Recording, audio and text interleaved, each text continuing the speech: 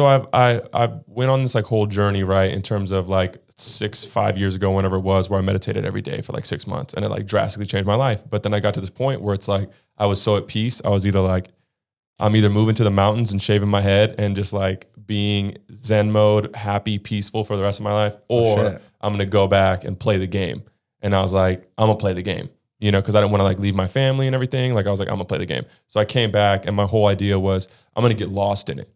But I always know that if I need to, I can get back to that. It's always there. It's like the well is deep and the water's always there. For sure. So these past 4, 5, 6 years, I've been going ham in the game. Okay. I've been going hard and getting lost. And then I finally got to a point where I was so focused on building business versus doing the music, which is the whole reason I started the business, is because I was going so hard at music and it was changing my life. It was like therapy for me.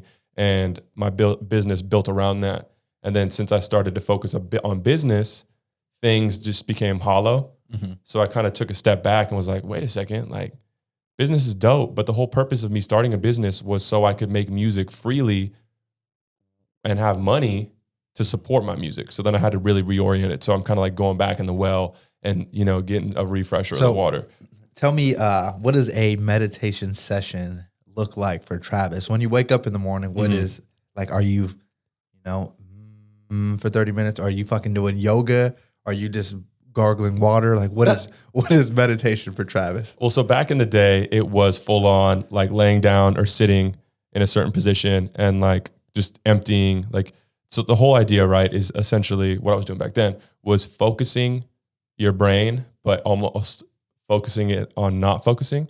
Like when your brain, because you have thought patterns, right? Your brain is always firing. Like if I showed you a picture of a bad bitch, your brain is immediately going to start going like, damn, boom, boom, boom, boom, boom, and all this. Exactly, it's going to start firing. But the whole idea is to be able to see that picture, but just see the picture, not to react to the picture, not to have all these. So you're essentially going in and trying to erase these thought patterns, or not even erase them, just let them happen, but not be attached to them.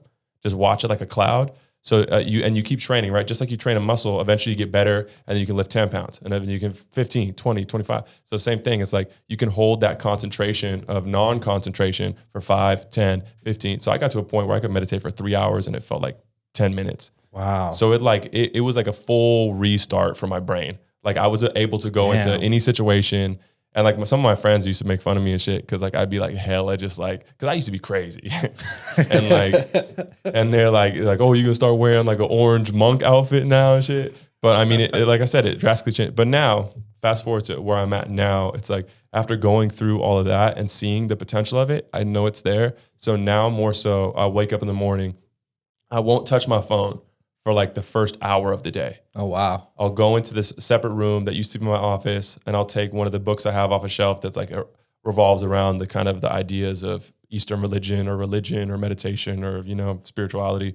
And I'll just read a couple passages and then I'll drink my coffee in there and I'll just be, and I won't engage with any type of phone.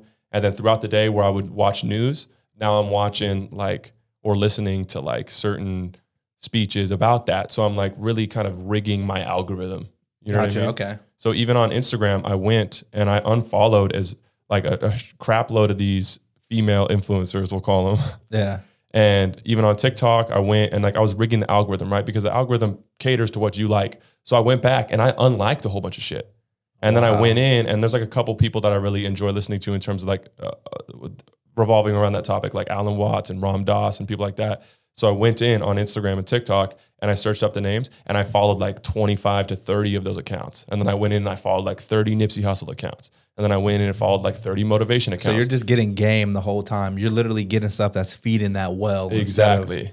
Instead of distractions. Music and sports stuff that you don't care about. Exactly. So now when I open my phone out of habit, right, because I'm still trying to break the habit, but now I'm reinforcing. If it is going to be a habit and it's hard to break, I might as well, when I open my phone, see something positive instead of getting drawn into something that's not serving me. I guess I'm going to go on a different tangent, but definitely on the same page, right? When you're in that meditation state, right? Mm-hmm. Obviously, your girl works and she has her own life. But is that like something you communicate and be like, don't talk to me while I'm in this room type thing?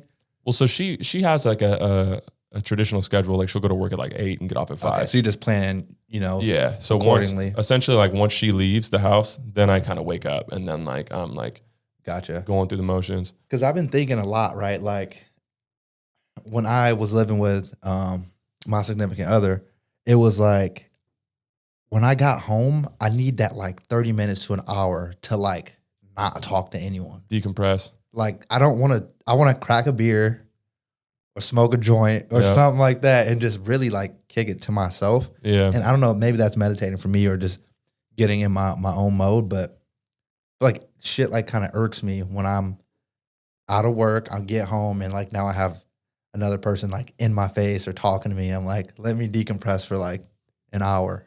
Well, and that's the whole thing too. Like they say that like when you're doing this meditation, because the whole idea again too around the meditation is like realizing that everything you are is based off of what everything else is, if that makes sense. Like when you're born, you're like an empty slate. You're a blank piece of paper. Mm-hmm. But then it starts off, your parents write Gerald at the top of the piece of paper and they keep calling you Gerald, Gerald, Gerald. And then you figure out that you are Gerald. So now that you know you're Gerald, that means that you're not Travis. You're not Joe. You're not Smith. Damn. You're no one else. You're Gerald. So now you're limited.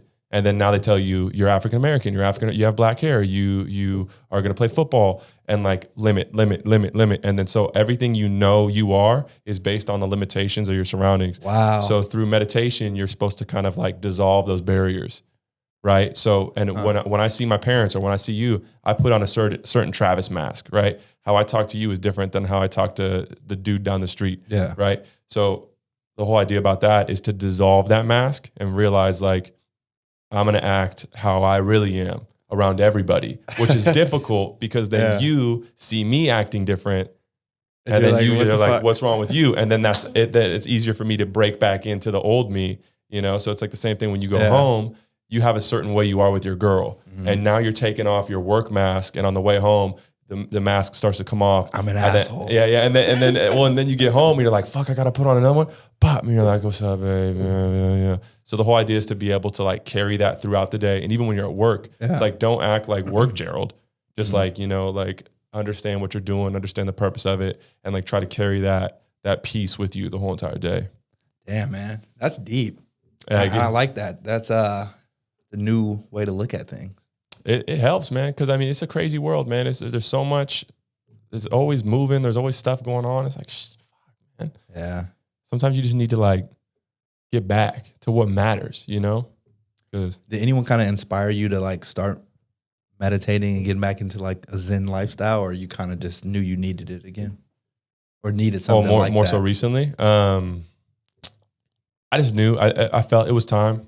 Because I always knew there was going to be time again. Because like I said, it's like, I'm going to go in the game. I'm going to go hard. I'm going to get lost. Because that's the whole idea, right? It's like, I mean, and I've seen it, dude. The last, 5 years, dude, you fucking grinded, 2 locations, but building your business as far as like, the people you work with. And I've seen it, man. You worked really, really hard to get where you're at. So, well, and you know what sparked it was I realized I was too attached to my business. Mm-hmm. The idea of potentially, because I've never lost a client.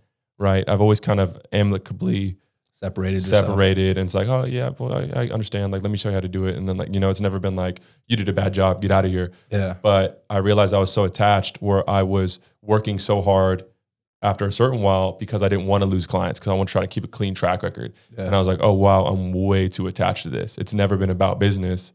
It's been about music. It's been about building a platform where I can like help other people and spread awareness.